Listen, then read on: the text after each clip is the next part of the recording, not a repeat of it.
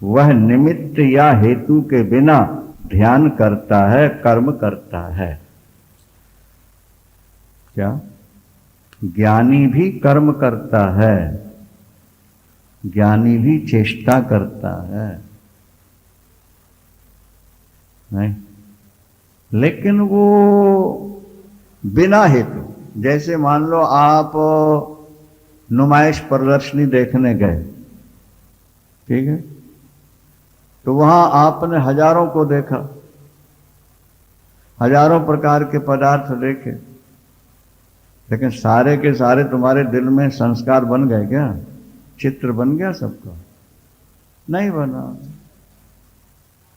घूमने गए थे मनोरंजन के लिए, देखा सरसरी तो ठीक चले, उस देखने में कोई हानि नहीं है। पर किसी को देखा और फिर उसको बार बार स्मरण किया, बोले वो खतरनाक है। तो तुम काम करो, गोपियां काम करती रही, घर में ही रही, और सरसरी तौर से, उपेक्षा वृत्ति से, न्यूट्रल वृत्ति, तटस्थ वृत्ति के द्वारा करते हो। घर में काम आ जाए, अच्छा बेटा कर दे, ठीक है, अंदर से प्रभु से, संत से, गुरु से जुड़ के जिए। ये प्रारब्ध का पीरियड इतने दिन का कर रहे हैं, कोई बात, वहां ज्यादा उद्वेलित होने की जरूरत नहीं है। सरसरी तौर से, ऊपरी मन से करते जाओ, तुम बंधन मुक्त ही रहोगे। निर्निमित्त मिदम किंतु निर्ध्यायति विचेष्ट। वो किसी निमित्त से नहीं देखता। वृत्ति तीन प्रकार की होती। हम किसी को प्यार से देखते हैं, किसी को द्वेष से देखते हैं, और किसी को न्यूट्रल वृत्ति से देखते हैं। कितनी वृत्तियां हो गई? एक ऐसा मोपेड है जिसमें 3 गियर है, एक न्यूट्रल गियर है और 2 फर्स्ट और सेकंड, ठीक है। तो गाड़ी कब भागेगी? जब उसको फर्स्ट गियर में फंसा दो या और न्यूट्रल में फंसा दिया। हमारा मन कब भागता है? जब या तो राग में फंसा हो या द्वेष में फंसा हो। और न्यूट्रल वृत्ति में हाँ शांत है, तो न्यूट्रल वृत्ति बना के जियो। देखते रहो, चलते रहो, करते रहो, लेकिन वृत्ति को न्यूट्रल बना। ये पुरुष तो बड़ा सुंदर है, मिल जाता तो कितनी अच्छी बात। अरे ये नारी तो परम सुंदरी है, मिल जाती तो कितने। अरे ये कोठी तो बहुत बढ़िया बनी है, अगर हमारी बन जाती तो क्या बात। अरे ये कार तो बहुत बढ़िया नजर आ रही है, हमारे पास पैसा हो तो। ये देखना नहीं है तुम्हारा, ये तो अशांत होने का फार्मूला है। देख लो, लेकिन उसको उपेक्षा दृष्टि से देखो। क्या हुआ, इतनी बड़ी कोठी बन गई, बड़े बड़े राजमहल जलते नजर आए, खंडहर होते नजर आए। ये कार, अरे कार क्या है, ये तो मिट्टी में मिल जाने वाली चीज है। ये सुंदरता, अरे बोले ये तो थोड़े दिन में सब फिसक जाने वाली बात है, इसमें ज्यादा क्या करना। वो परम सुंदर परमात्मा, उसमें वृत्ति लगाएं, अपने स्वरूप में वृत्ति लगाएंगे, ये मौज है। इस तरह देखना चाहिए।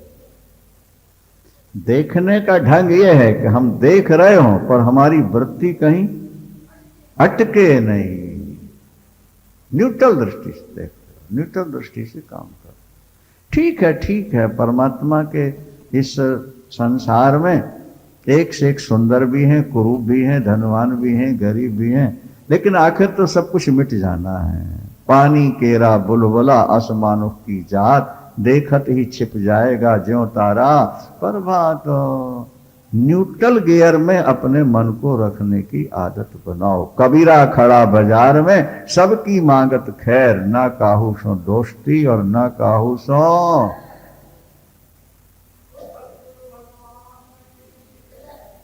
एकाग्रता निरोधो व मूढ़ैरभ्यस्यते भृशम, धीरा कृत्यम न पश्यन्ति सुप्तवत् स्वपदे स्थितः। क्या? एकाग्रता और वृत्ति का निरोध, इसके लिए मूर्ख लोग अभ्यास करते हैं। हाँ, एकाग्रता और निरोध मूर्ख पुरुषों के द्वारा अभ्यस्यते भृशम। ये जा के शरीर की हड्डी सीधी करो, गर्दन सीधी करो, तो ऐसी श्वास लो, नहीं तो यहां देखो तो ऐसा करो, तो ये अरे ये जो हो रहा है ये सामान्य मूढ़ लोगों की प्रक्रिया। बताओ अष्टावक्र। एकाग्रता निरोधो वा, मन का निरोध, चित्त की एकाग्रता के लिए अभ्यास करते हैं अज्ञानी लोग। अभ्यास करने वालों को ठेस लगेगी कि नहीं लगेगी? लेकिन अष्टावक्र के शब्द हैं। और जो धीर पुरुष होते हैं, धीराः कृत्यम न पश्यन्ति, धीर के द्वारा जो हो जाए वो उसको देखते ही नहीं, अपना मानते ही नहीं। सुप्तवत् स्वपदे स्थितः, जैसे गहरी नींद में सोया हुआ पुरुष संसार को भूला रहता है, इसी तरह धीर पुरुष संसार में व्यवहार करता हुआ भी संसार की ओर से सोया रहता है। स्वपदे स्थितः, वो अपने स्वरूप में सदा स्थित। क्या? वो अपने स्वरूप में रहता है। संसार का व्यवहार करते हुए भी संसार से बिल्कुल न्यूट्रल। उसकी सावधानी यही रहती है कि मेरा मन किसी गियर में फंसे नहीं। और बोले कि वो सावधानी की भी जरूरत नहीं है उनको, क्योंकि वो उस स्थिति को पार कर चुके हैं, वो अपने स्वरूप को प्राप्त कर चुके हैं, उस आनंद का रस ले चुके हैं। नहीं, सुप्तवत्, वो कैसे रहते हैं? सुप्तवत्, सोए की तरह। स्वपदे स्थितः, वो अपने स्वरूप में स्थित रहते हैं। प्रयास करोगे कुछ नहीं पाओगे। संसार से न्यूट्रल हो जाओ, सब कुछ पालोगे। क्या? ये पद क्रिया से नहीं मिला, प्रयास से नहीं मिला, निष्क्रिय हो गए उनको मिल। कुछ करने ही नहीं, कुछ सोचे नहीं, किसी भी क्रिया के प्रति कर्तृत्व का अहंकार है ही नहीं, कर्तापन नहीं। हो रहा है कर्म, हो रहा। धीराः कृत्यम न पश्यन्ति। क्या? धीर वीर पुरुष कर्म करते हुए भी उसकी ओर ध्यान नहीं देते, क्योंकि वृत्ति उनकी दूसरी ओर है, लक्ष्यार्थ। लक्ष्य में टिक, लक्ष्मण हो गए ना, वो उन्मनी स्थिति हो गई। इस स्थिति को प्राप्त कर लो, तुम्हारे जैसा संसार में कोई सुखी नहीं होगा। तुम संसार में सदा सुखी रहोगे, और शरीर छोड़ोगे तो फिर तो अपने स्वरूप में पहुंच ही जाओगे। अप्रयत्नात् प्रयत्नाद् वा मूढ़ो नापनोति निर्वृतम्, लेकिन तत्व निश्चय मात्रेण प्राज्ञो भवति निर्वृतः। बुद्धि की प्रशंसा है। क्या? अप्रयत्नात् प्रयत्नाद् वा, मूर्ख व्यक्ति चाहे उसको पाने का प्रयास करे और चाहे न करे, वो दुखी का दुखी ही रहे। और जो प्रज्ञावान है, तत्व निश्चय मात्रेण, वो एक बार मूल तत्व का निश्चय कर चुका, वो प्राज्ञ है, बुद्धिमान है, इसलिए भवति निर्वृतः, सबसे निवृत्त हो। चमत्कार बुद्धि का है। इस मैटर को सुनने और समझने के लिए प्रज्ञा की जरूरत, निर्मल बुद्धि की जरूरत है। और निर्मल बुद्धि तभी होगी, क्या?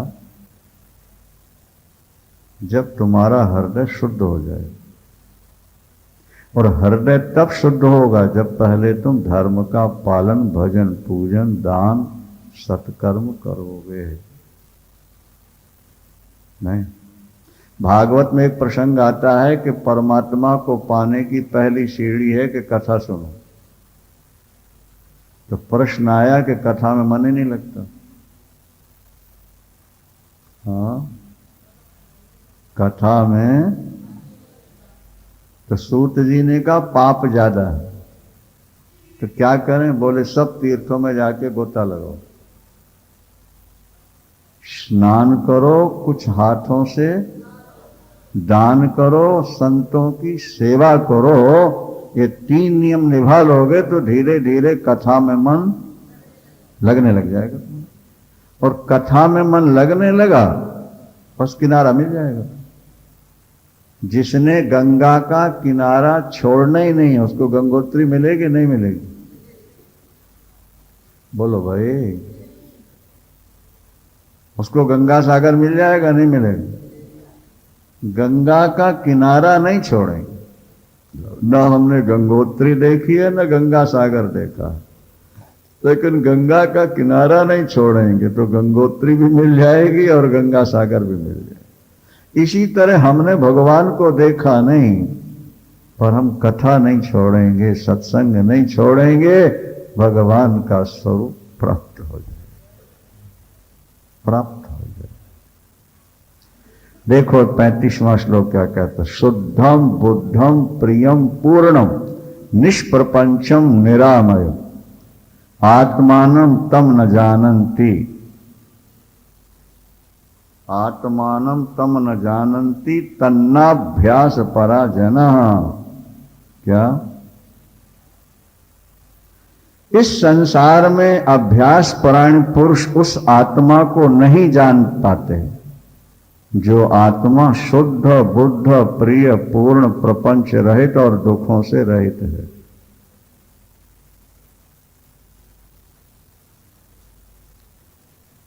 जिसकी प्रज्ञा माने बुद्धि कमजोर है, नहीं, तुम बीए एमए पास कर लिए तो समझते हो बड़े बुद्धिमान, बुद्धि ना होती तो बीए एमए कैसे कर ले? ये राजसी बुद्धि है। तुम्हें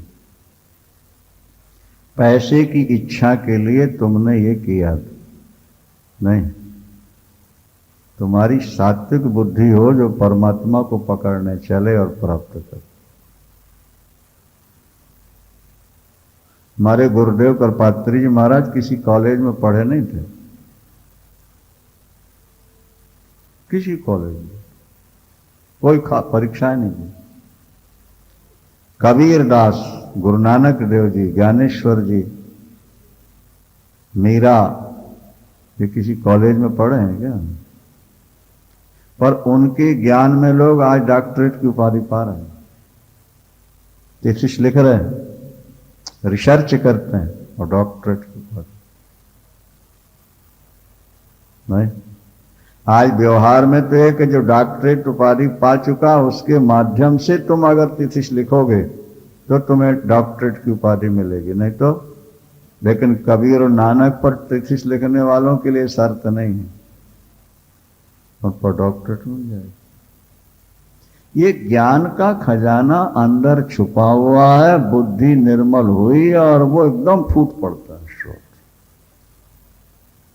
एक जगह देखा बाबू कि उन्होंने जरा सी जमीन खोदी, ज्यादा नहीं, थोड़ी सी, और नीचे का स्रोत, और ऐसा निकला कि हजारों एकड़ जमीन को सींच रहा, बंद ही नहीं होता, थोड़े से खोदा। ये अंदर खजाना भरा पड़ा है, बुद्धि जरा निर्मल तो होने दो, चित्त को वासना रहित तो बनाओ, अहंकार रहित बना दो, वो अंदर का खजाना ऐसा खुलेगा कि ज्ञान ज्ञान ज्ञान ज्ञान फर्च जाएगा। शुद्धम बुद्धम प्रियम पूर्णम निष्प्रपंचम निरामयम आत्मानं तम न जानन्ति। क्या? अज्ञानी पुरुष बार बार सुनकर भी आत्मा शुद्ध बुद्ध मुक्त है, पूर्ण है, व्यापक है, एक है, निरामय असंग है, प्रयास करके भी इसको नहीं जान पाते। और जिनकी बुद्धि निर्मल है, नापनोति कर्मणा मोक्षम विमूढ़ोभ्यास रूपिणः धन्यो विज्ञान मात्रेण मुक्तिस्तिष्ठत्य विक्रिया। जो मूर्ख लोग हैं वो कर्म कर करके, अभ्यास कर करके मोक्ष पाने का प्रयास करते। जिनकी बुद्धि कमजोर होती है वो अभ्यास करते हैं, कर्म करते हैं। उनकी मोटी बुद्धि में यही बात समाई है कि जैसे कर्म से धन मिलता है, नहीं, ऐसे ही कर्म से भगवान मिल जाएगा। फिर वो पूजा पाठ, कथा, कीर्तन, ध्यान, पता नहीं क्या क्या करते रहते हैं। लेकिन उन मूढ़ों को इतना करने के बाद भी कुछ हाथ, नापनोति कर्मणा मोक्षम, कर्मणा मोक्षम न आप, कर्म से मोक्ष नहीं मिल सकता। अभ्यास करते फिर भी पता नहीं। पर धन्यो विज्ञान मात्रेण, जिनकी बुद्धि निर्मल है, विज्ञान जिनका जागृत हो गया, वो धन्या, धन्यो विज्ञान मात्रेण मुक्तस्तिष्ठति अविक्रिया। वो निर्विकार होकर मुक्त स्वरूप में जी रहे। देखो, एक रेजा और बेलदार सुबह से शाम तक काम करके 20-25 रुपया आज के समय पा लेते हैं, 50 पा लेते हैं, नहीं? लेकिन एक मैनेजर 2 घंटे के लिए, 3 घंटे के लिए आता है, उसकी 1-2 लाख रुपया महीने की तनख्वाह होती है। ये श्रम का फल है कि बुद्धि का फल है? बोलो भाई। एक डॉक्टर आता है, 1-2 ऑपरेशन करता है, घंटे 2 घंटे में 1-2 लाख रुपया लेके चला जाए। ये श्रम का फल है, बुद्धि का फल है। बुद्धि कमजोर होगी, श्रम करते रहो, भजन पूजन पाठ तीर्थ यात्रा उपवास, कुछ पता नहीं। और बुद्धि तुम्हारी निर्मल है तो धन्यो विज्ञान मात्रेण मुक्तस्तिष्ठत्य विक्रिया, मूल को पा जाता, निष्क्रिय होकर आराम से रह रहा होता, सुख से रह रहा हो, उसको कुछ करना वरना नहीं। जब तक तुम्हारे विकार नहीं मिटे, जब तक तुम्हारा अहंकार नहीं मिटा, इन विकारों को, अहंकारों को मिटाने के लिए क्रिया करते रहो, भजन पूजन पाठ करते रहो। पर जब ये सब मिट जाएं तो फिर और कुछ करने की आवश्यकता नहीं है। पर तो धन्यो धन्योस्मि धन्योस्मि, विज्ञान मात्रेण मुक्त होके निष्क्रिय भाव से निवास करना। तोति तद ब्रह्मो यतो भवतुमिच्छति, और अनिच्छन्नपि धीरो ही पर ब्रह्मो स्वरूप भाव। यहां बात बुद्धि की चल रही है। बुद्धिमताम अनायासेन ब्रह्म ज्ञानम भवति, बुद्धिमान व्यक्ति को अनायास ब्रह्म का ज्ञान हो जाता है। अब देखो, मूढ़ो नापनोति तद ब्रह्मो,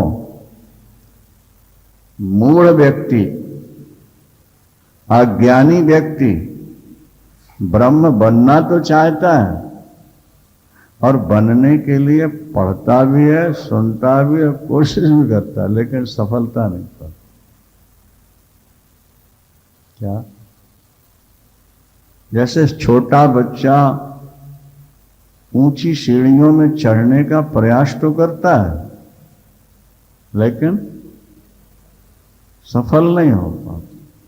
कुर्सी पर बैठना चाहता है, सोफा सेट पर चढ़ना चाहता है, कोशिश भी करता है, सफल नहीं हो पा रहा, क्योंकि अभी उसके पैर छोटे हैं।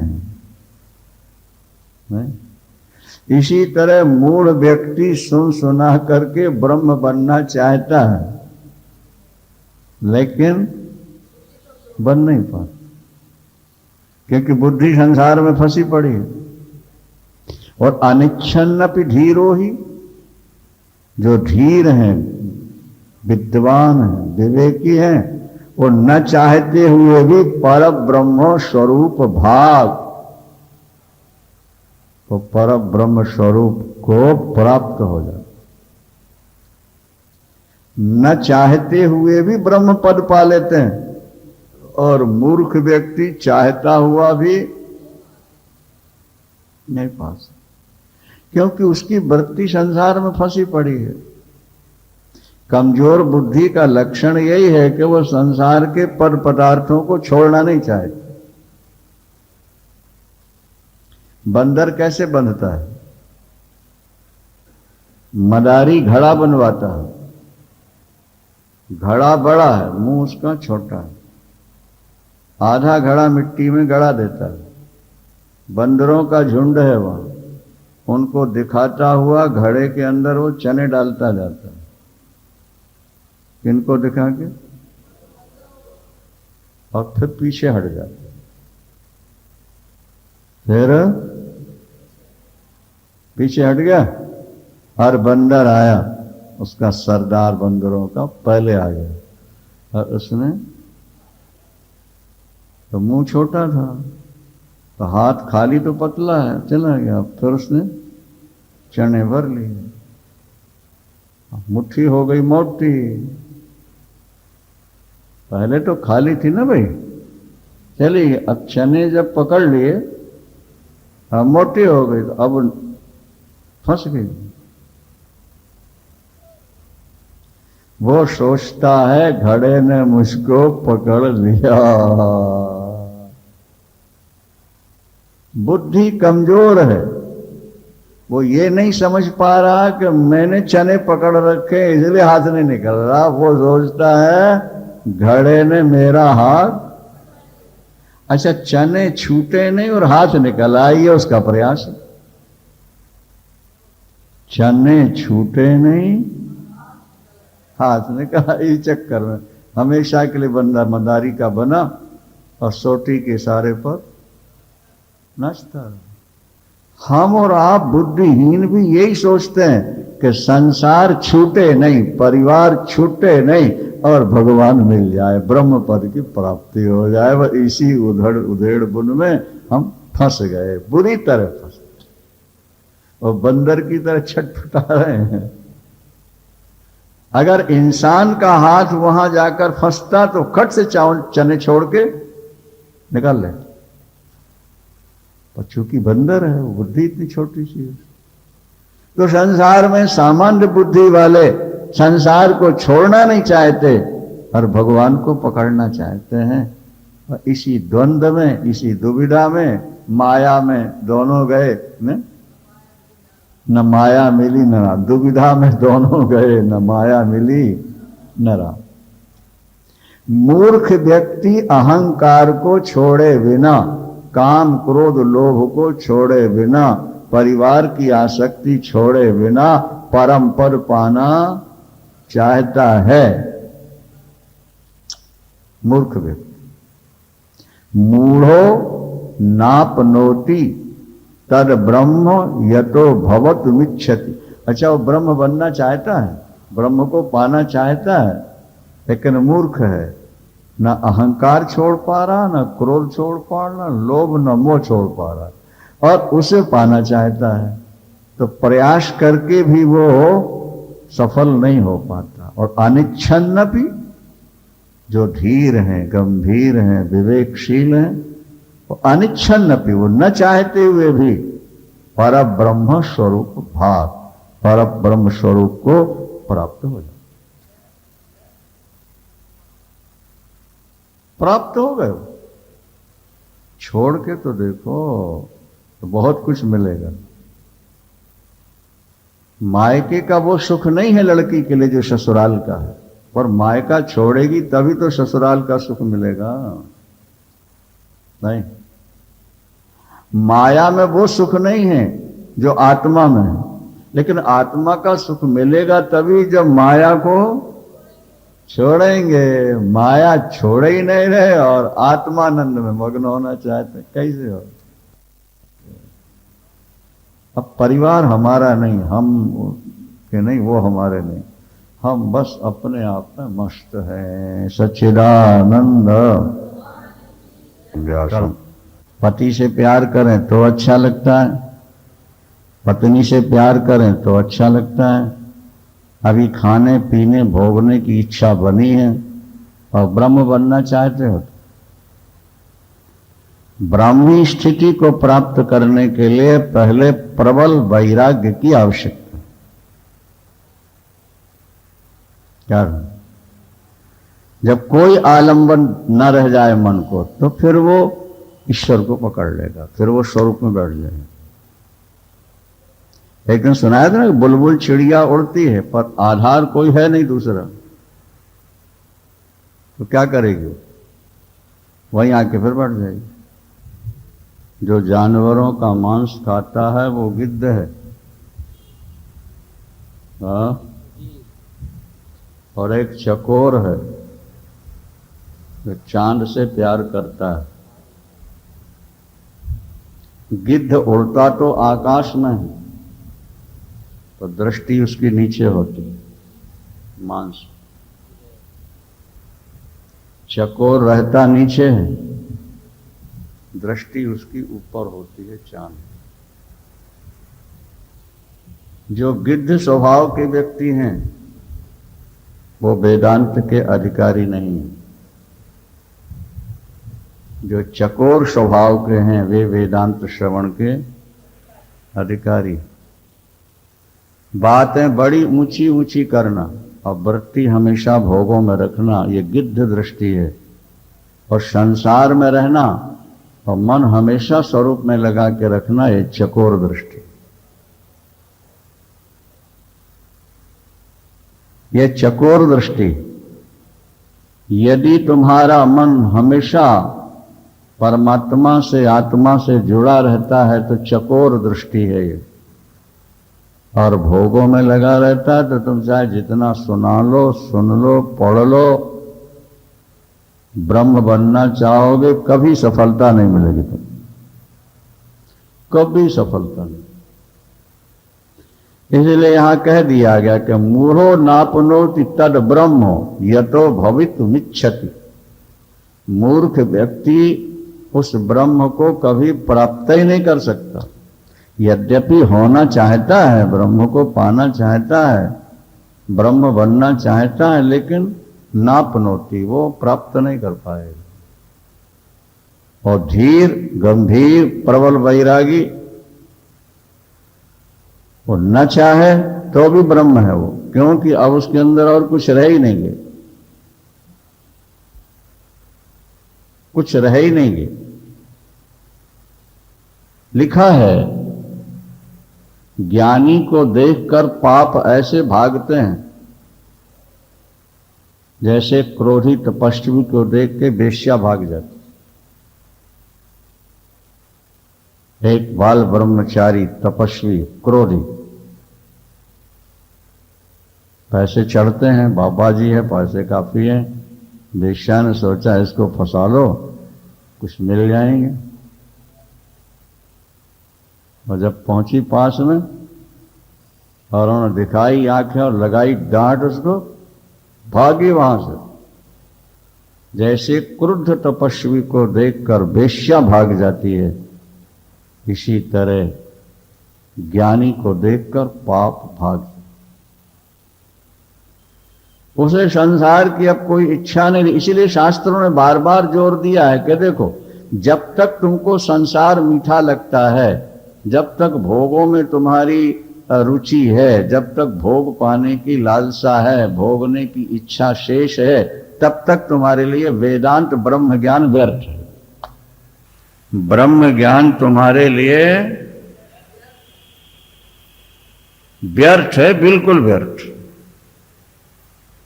हां, एक बार बोध हो जाए, फिर प्रारब्ध बसात कुछ होता रहे तो ज्यादा फर्क नहीं। सर्वभक्षोपयुक्तात्मा नादत्ते मल मग्निवत, भागवत में लिखा, ज्ञानी सब कुछ खा जाए, सारे गलत काम हो जाएं, उसको पाप नहीं लगता। कैसे? बोले जैसे आग सब कुछ खा जाए, वो अपवित्र कभी होता ही नहीं। इससे पहले सुनाया गया ना कि अग्नि तो कितने मुर्दे खा चुकी अभी तक, कितने गाय भैंस बकरी कचरा खा चुकी है, अपवित्र हो गई। बोले ब्रह्म ज्ञानी सर्वभक्षोपी, सब कुछ खाए फिर भी कुछ नहीं, आग है वो तो, जो अंदर जाएगा जलता जाएगा। ज्ञानी की महामहिमा है, पाप तो वहां जा ही नहीं सकते अंदर। लेकिन ब्रह्म ज्ञान वृत्ति टिक जाने के बाद, पहले ही नहीं, ब्रह्म ज्ञान के नाम से तुम पहले ही सब खाने पीने लगे, सब भोगने लगे, नहीं ना, तो फिर तुम कहीं के नहीं रहे। ज्ञानी का मतलब ये नहीं होता है कि उसको संसार दिखता ही नहीं, वो दीवालों में सिर मारता है कि नाली में गिरता है, वो ब्रह्म ज्ञानी, ऐसा नहीं।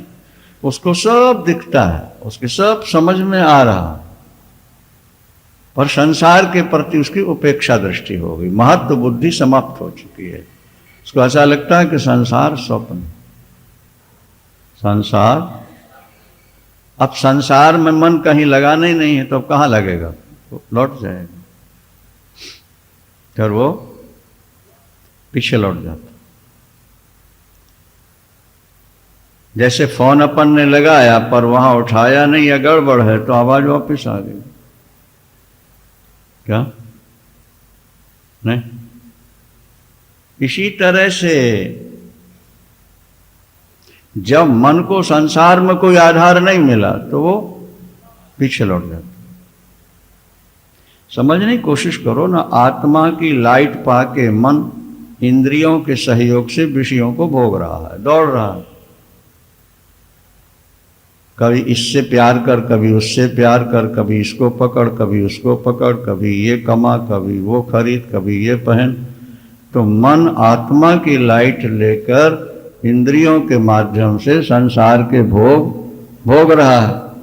अब बुद्धि है कमजोर तो भोगों को ज्यादा महत्व देता है, कहता इससे बड़ा आनंद तो और कहीं है ही नहीं, रमा पड़ा। लेकिन जब बुद्धि निर्मल हुई, जब बुद्धि, तो उसने लगा दिया ब्रेक, उसने कहा नहीं, ये संसार स्वप्न है, दुखों का घर है, ये जो सुख मिलता है क्षणिक है, अनंत अखंड आनंद विषयों में। इंद्रियों को समेट लिया उसने, मन को भी समेटा, तो अब मन जाए कहां? हाँ, जब आगे जाने की जगह ही नहीं मिली तो वो सर्प बिल से निकल रहा था और सामने लाठीले लोग नजर आ गए तो वो मुड़ के क्या होता है, अंदर घुस जाएगा बिल के। मन जब निकला और कुछ आधार ही नहीं है, बुद्धि कहीं बैठने नहीं देती, टिकने नहीं देती, सबके प्रति उपेक्षा हो चुकी है बुद्धि की। अब मणिराम क्या करें फिर? कोई तो आधार चाहिए। वो उन्मनी भाव को प्राप्त होकर पीछे को लौट के स्वरूप में जाके बैठो। तो पहले संसार से वैराग्य हो, विषयों से वैराग्य हो, नाशवान पदार्थों के प्रति अनासक्ति भाव आ जाए, ऐसा लगे कि स्वप्न के ही सारे दृश्य हैं, इसमें कुछ रखा नहीं, मन पीछे। और देखें क्या है, और देखें क्या है, और देखें क्या है, बस देखते ही देखते आयु खत्म हो जाएगी, समझ नहीं। किसी ने कहा महाराज अमेरिका की बिल्डिंगें चल के देखो, 100-150 मंजिल बने, हमने बंबई में देख लो 40-50 मंजिल की हैं, जैसे ये हैं उसमें थोड़ा और ऊंची हो गई, और क्यों नहीं बात क्या। वहां की सड़कें बड़ी साफ हैं, हमने कहा बंबई की मैरिडन घूम लो, वहां की सड़कें बहुत ज्यादा साफ हैं। क्या बात, देखना ही है, एक देख लो, देख लिया सब देख लिया। विनोबा जी से किसी ने कहा आज दिवाली है या स्वतंत्रता दिवस है, अमुक अमुक जगह में इतनी सजावट है, चल के देख लो। क्या सजावट है? बोले हजारों दीपक, हजारों बल्ब लगाए गए। उन्होंने कहा 1 2 4 10 देख लिया तो लाखों देख लिया। वो लाखों देखने में क्या है, वही तो बल्ब है ना। जो एक लड़ी यहां देख लिया हमने, अब उसकी 100 लड़ियां वहां लगा दी, 1000 लगा दी, तो चमक, उसमें मिला क्या अपने को? क्या करेंगे यार? नहीं। जब बुद्धि आपकी साथ देगी तो वो मन को पीछे की ओर रोकती, हटो, दुनिया को छोड़ो। क्या जब घर गृहस्थी में भोगों में 50 साल के होके, 60 साल के, 70 साल के होके भी तृप्ति नहीं हुई, तो अब 100 2 साल 4 साल 10 साल में कहाँ की तृप्ति पालोगे तुम? बोलो। पहले खाने को नहीं था, आज अरब रुपया है और फिर भी तृप्ति नहीं है। तो अरब की जगह खरब मिल जाएंगे तो तृप्ति हो जाएगी क्या? हाँ, अखंड आनंद मिल जाएगा तुमको क्या? ये तो केवल मन की एक कल्पना, एक भावना है। जब तक तुम बाहर की वस्तुओं को महत्व देते रहोगे तो मन बाहर दौड़ता रहेगा, और बाहर की वस्तुओं से तुम्हारी उपेक्षा हुई कि मन लौट के अंदर आ जाए। आदि शंकराचार्य भगवान लिखते हैं विवेक चूड़ामणि में कि चंदन की लकड़ी के ऊपर, या अगर अगरबत्ती जिसकी बनती, उस लकड़ी के ऊपर कोई दुर्गंधित वस्तु लगा दी गई थी। चंदन में तो सुगंधी होती है, और ऊपर से लेप दुर्गंधी का हो। बोले उसको रगड़ो। किसको? जब रगड़ोगे तो उसके जो ऊपर का लेप है वो हट जाएगा, तो चंदन के अंदर की सुगंधी एकदम प्रकट हो जाएगी। तो वासना की दुर्गंधी आपके मन के ऊपर लेप बन गई, इसलिए यहां सुगंधी की जगह दुर्गंधी आने लगी। जरा उसको हटाने के लिए बार बार मन को आत्मनिष्ठ करो, परमात्मनिष्ठ करो। थोड़े समय बाद वो दुर्गंधी निकल जाएगी, परमानंद प्रकट हो जाएगा, जीवन सफल हो जाएगा।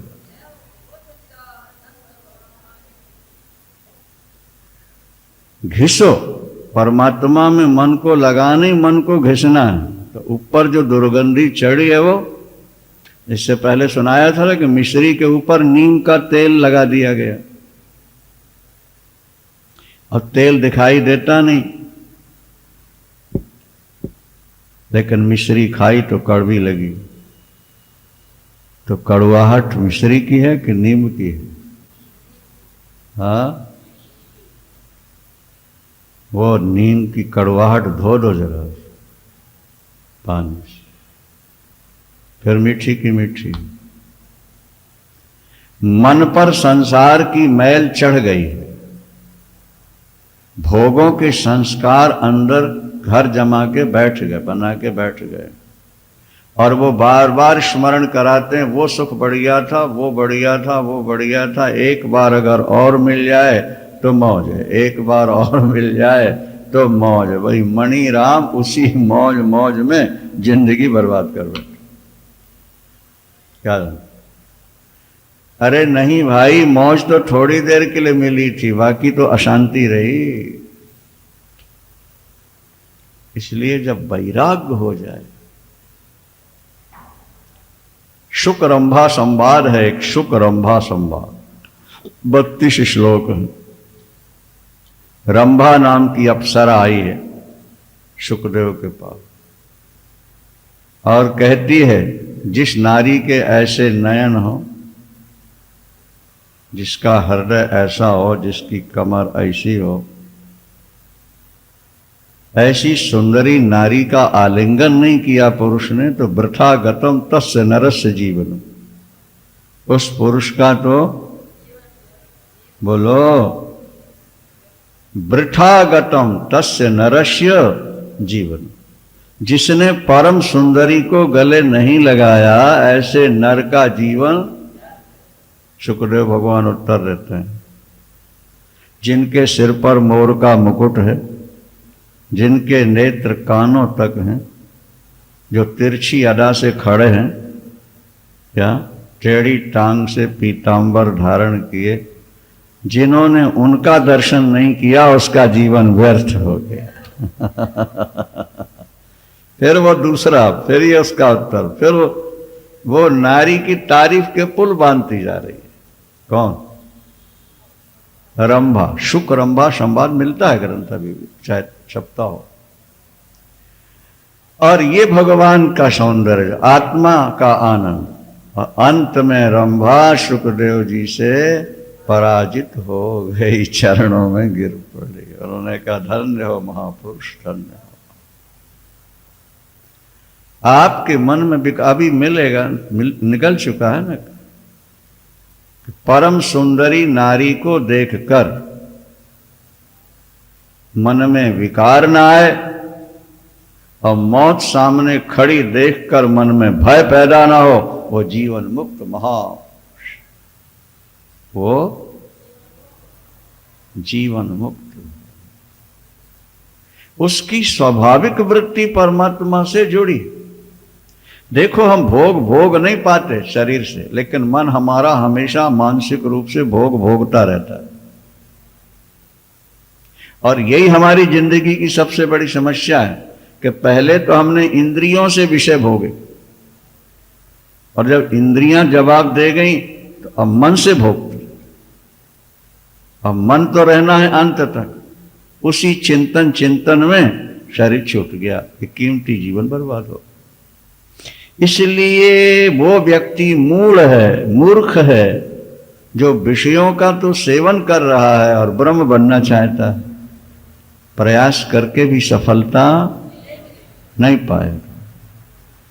और अनिच्छन्नपि धीरो ही, जो धीर वीर गंभीर संयमी प्रबल संयम, वो ब्रह्म को पाना न चाहे। कई राज्य पाना चाहती थी, फिर भी बेचारी को नहीं मिल पाया। राजमाता बनना चाहती थी ना भाई, मेरा बेटा सिंहासन पर बैठ जाए, मैं राजमाता बनूं। दुनिया ने समझाने का प्रयास किया, लेकिन राम जी मुस्कुराते जंगल चले गए। राम को जंगल में मंगल हो गया, मंगल रूप भयो बन तबते, कीन निवास रमापति, और कई सारी जिंदगी रोती रही। ये दो बुद्धियों का एक दिग्दर्शन है। मां धन में सुख देखती है और पुत्र भरत प्रभु में सुख देखता है। सिद्धांत किसका सही था? कैकेयी का। हाँ, तो फिर हमें भी तो भरत जैसी वृत्ति अपनानी चाहिए। हम तो कैकेयी की बुद्धि लिए बैठे हैं, धन मिल जाए, पद मिल जाए, प्रतिष्ठा मिल जाए, प्रमोशन मिल जाए, वाह भगवान और कुछ नहीं चाहिए। अरे ये तो सिद्धांत सामान्य व्यक्तियों का। विशेष व्यक्तियों का सिद्धांत यही है कि परमात्मा स्वरूप में निष्ठा पैदा कर दे, अपने चरणों की प्रेमा भक्ति दे दे। दो में से एक कुछ भी तो दे दे, या तो अपने चरणों की प्रेमा भक्ति दे दे या स्वरूप निष्ठा दे। और हमें कुछ नहीं, जब नहीं चाहिए तो सब कुछ मिल गया, और चाहिए तो कुछ नहीं। जिसे संसार के भोग चाहिए और भगवान भी चाहिए, उसे ना पूरे भोग ही मिले न पूरे भगवान ही मिले। हम कहा करते हैं कि अगर भोग ही भोगने की इच्छा है तो भगवान से वर मांगोगे, कनाडा में जन्म दे दे हमारा, अंग्रेजों के यहाँ अमेरिका में जन्म दे दे, वहां कोई बंधन नहीं, फ्री सेक्स है, किसी धनवान की लड़की बना दे, धनवान का लड़का बना दे, छुट्टी। जब भोग ही भोगना है तो वहां जाओ। और योग साधना है तो भारतवर्ष में जन्म दे भगवान, सत्संग दे, अपनी स्वरूप की निष्ठा दे दे, या अपना दर्शन दे दे, अपनी प्रेमा भक्ति दे दे। भारतवर्ष में रहे और भोगों के पीछे रहे, यहां मर्यादाएं बहुत ज्यादा है, ना भोग ही पूरे भोग पाए, घुटन में जीते रहे, और ना भगवान में मन लग पाए, ना पूरे भोग ही मिले और ना भगवान मिला, बीच ही में हम लोग घुटन में जीते रहे, सारी जिंदगी बंधन में पड़े रहे। तो भारतवर्ष का जन्म तो भजन के लिए है, भोगों के लिए नहीं। क्या भारतवर्ष में जन्म भजन के लिए, भोगों के लिए। भोग भोगना है तो बस इंग्लैंड, अमेरिका, कनाडा, ऑस्ट्रेलिया, रूस चले जाओ, सारी जिंदगी जलते रहो, रोते रहो। सच्चिदानंद। राम ने राज्य नहीं चाहा तो राज्य मिल गया, और कैकेयी ने राज्य चाहा नहीं मिला। मूढ़ व्यक्ति ब्रह्म में निष्ठा पैदा करना चाहे तब भी नहीं होती, और ज्ञानी नहीं चाहे तब भी ब्रह्म में रहता है, क्योंकि उसकी दृष्टि में ब्रह्म को छोड़ दूसरी कोई चीज है ही नहीं। जब कहीं मन को आलंबन नहीं मिलेगा तो मूल में आके बैठ जाए। सूरदास जी ने भगवान कृष्ण से प्रार्थना की, तुम जहाज मैं काग तिहारो, तुम तज अनत न जाऊं, जो तुम प्रभु मोहि मार निकारो, और ठौर नहीं पाऊं। सूरदास कहते हैं, समुद्र के बीच में एक नौका, और नौका पर बैठा एक कौआ, आसपास में कोई नौका नहीं, एक ही नौका है, और चारों तरफ हजारों मील तक जल ही जल। अब अगर कप्तान कौआ उड़ा दे, वो लोग कहां बैठेगा? घूमते घूमते घूमते जब थक जाएगा वही आए। सूरदास कहते हैं, मैं कौआ हूं प्रभु, आप नौका हो भवसागर की, आपका सहारा लिया, दुनिया को छोड़ दिया, अब आपने भी ठुकरा दिया तो फिर मैं कहां जाऊं? मैं तो मरूंगा ना डूब करके जल में। जब और कोई सहारा नहीं रहा तो नौका ही सहारा। इसी तरह जब विषयों का सहारा नहीं, परिवार का सहारा ही नहीं, बेटे पोतों का सहारा नहीं, चेले चेलियों का सहारा नहीं, केवल एक ही रहा, तो मन सब जगह से हटके फिर भगवान में टिक जाए, आत्मा में टिक जाए। सहारे जो ढूंढते हैं या सहारे जो बनाते हैं वो भगवान से थोड़ा हट जाते हैं, ये ध्यान रखें। और जो बेसहारे हो जाते हैं वो हमेशा भगवान से जुड़े रहते हैं। एक सेठ से हमने कहा, आपकी 5 बेटियां हैं, शादी कैसे होगी? मुस्कुरा के बोले, महाराज 1 वर्ष के ब्याज में शादियां हो जाएंगी। इतना रुपया है कि 1 वर्ष का ब्याज एकत्र कर लेंगे तो शादियां होंगी। क्या चाहिए? दूसरी और किसी की एक ही लड़की है, उससे पूछा शादी कैसे हो? वो नीली छतरी वाला, वो बंशी वाला, वो टेढ़ी टांग वाला, वो करेगा, हम क्या कर सकते? हमारे पास तो पेट के लिए रोटी नहीं है, तन के लिए कपड़े नहीं है। बेटी ब्याहेगा वही सांवल साह बन के आएगा और ब्याह जाएगा। देखो, जो धनवान है उसको धन का सहारा है, जो बलवान है उसको बल का सहारा है, जो बुद्धिमान उसको बुद्धि का सहारा है, जिसको टेक्निकल तकनीक प्राप्त है उसको तकनीक का सहारा है, लेकिन जिसके कोई सहारे नहीं, भगवान उसका सहारा। वो करेगा। निरावलंबस्य ममावलंबो, जो निरावलंब हो जाते हैं भगवान उसके अवलंबन बन जाते हैं, आधार बन जाते हैं। इसलिए उच्च कोटि के संतों ने आश्रम नहीं बनाए, नहीं समझ में आई बात, चेले चपाटे नहीं बनाए, सबसे अलग रहे। अभी हरिद्वार में आके देखो आप, गंगा किनारे झाड़ियों में कितने संत ऐसे पड़े हैं जो सुबह निकलते हैं 8 बजे, 2-3 आश्रमों से जो 2-3 रोटियां उनको मिली, 4 खाई और जाके झाड़ियों में पड़े। फिर दूसरा दिन हुआ, निकले, भिक्षा ली, खाए, और नहीं सर्दी रोकने का उनके पास साधन, नहीं गर्मी रोकने का, नहीं मच्छर रोकने का, नहीं भूख रोकने, कोई साधन नहीं, सब कुछ उसके ऊपर छोड़ दिया, आत्मनिष्ठ हो, कुछ नहीं। ऐसा जीवन जब होगा तो न चाहते हुए भी तुम्हारी ब्रह्मनिष्ठा दृढ़ हो जाएगी। सच्चिदानंद। निराधारा गृहव्यथा गृहव्याघ्र मूढ़ा संसार पोषका एतस्यानर्थ मूलस्य मूलच्छेदा कुत्कृतो बोधई। आधार रहित दुराग्रह युक्त संसार का पोषक अज्ञानी ही पुरुष होता है,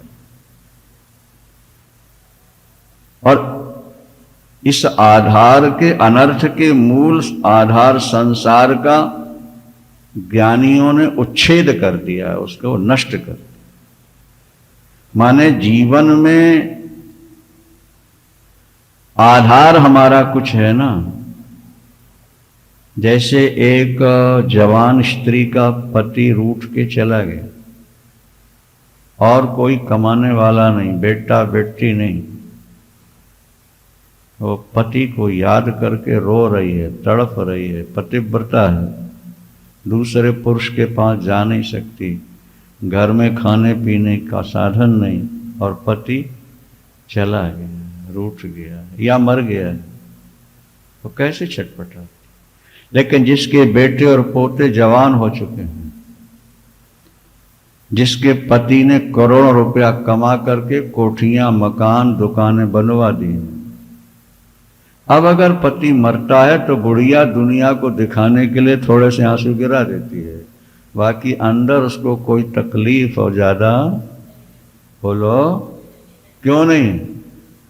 वासना वैसे क्षीण हो चुकी है वृद्धावस्था में, और जीने का आधार वो छोड़ गए हैं, दुकानें हैं, किराया है, जवान बेटे हैं, पोते हैं, अब ज्यादा छटपटाहट नहीं। छटपटाहट तो उसको है जिसका केवल वही आधार होता है। हमारी आपकी स्थिति भी उसी बुढ़िया की तरह है, वो जवान की तरह नहीं है कि हमारे पास इतनी जमीन, इतने मकान, इतना किराया, इतनी तनख्वाह, इतना सब कुछ है, भगवान की खास जरूरत क्या नहीं है। और जब ये सब कुछ छोड़ दिया, अब भगवान के सिवा कोई सहारा, अब व्याकुलता हुई, अब चिंतन बढ़ा और डूब गए उसमें। मेरे तो गिरधर गोपाल दूसरो न कोई, जाके सिर मोर मुकुट मेरो पति सोई। तात मात भ्रात बंधु आपनो न कोई, ये छाड़ दीनी कुल की लाज कहा करी है। अब सब छूट गए, बात खत्म हो। निराधार का आधार भगवान है, निराधार का आधार उसकी अखंड सच्चिदानंद आत्मा ब्रह्म है। लेकिन जिसका आधार बना हुआ है उसका भजन पूजन चिंतन फॉर्मेलिटी के रूप में होता रहता है, ऊपर ही ऊपर, अंदर से व्याकुलता नहीं जागती। क्या? एक सज्जन की पत्नी बीमार हुई, उनके पुत्र नहीं, क्या? अब बेटी जवान घर में बैठी है, अभी शादी नहीं हुई,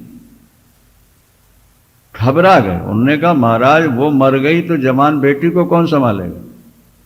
24 घंटे घर में रह करके जवान बेटी को कौन संभालेगा?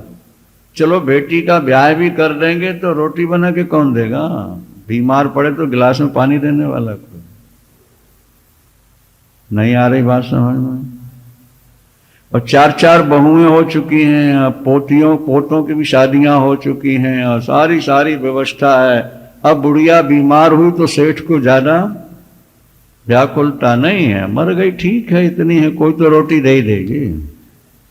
कोई तो सहारा बन ही जाएगा क्या? तो जहां सहारे होते हैं वहां व्याकुलता नहीं होती है, और जहां सहारे टूट जाते हैं वहां व्याकुलता बढ़ जाती है। इसलिए महापुरुषों ने सहारे तोड़े। पत्नी नहीं रखेंगे, पुत्र से नाता नहीं रखेंगे, घर नहीं जाएंगे, आश्रम नहीं बनाएंगे, भोजन की व्यवस्था नहीं रखेंगे। हरिद्वार में अनेक संत ऐसे हैं। शाम के खाने के लिए क्या है? कुछ नहीं। कल के लिए क्या है? कुछ नहीं। फक्कड़। एक दिन हमने सुनाया था ना कि हमारे गुरुदेव सुनाया करते थे कि तन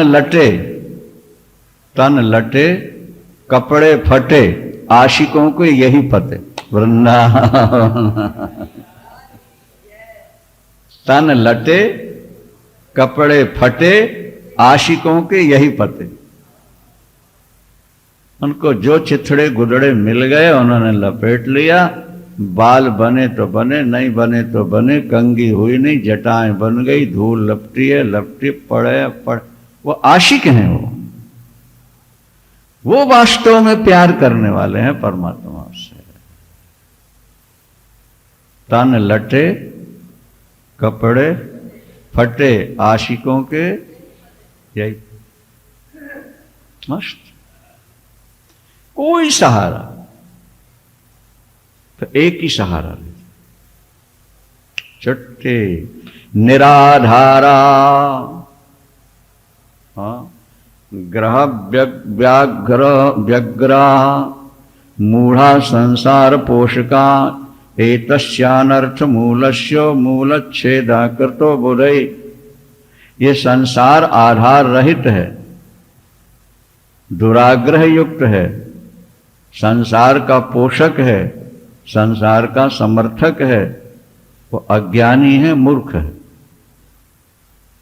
और अनर्थ का मूल जो संसार है, ज्ञानी ने उसको छोड़ दिया, उसका त्याग कर दिया, इसलिए वो सब कुछ पा गया। न शांतिम लभते मूढ़ो यतः शमितुमिच्छति, धीरस तत्व विनिश्चिंत्य सदा शांत मानसा। बहुत अच्छा श्लोक है। 39वां 39। न शांतिम लभते मूढ़ा, मूर्ख व्यक्ति शांति चाहता है पर जिंदगी में कभी शांति प्राप्त नहीं होती। चाहता है, खूब कोशिश करता है, रात दिन दौड़ता है, कमाता है, जुगाड़ता है, संग्रह करता है, लेकिन शांति।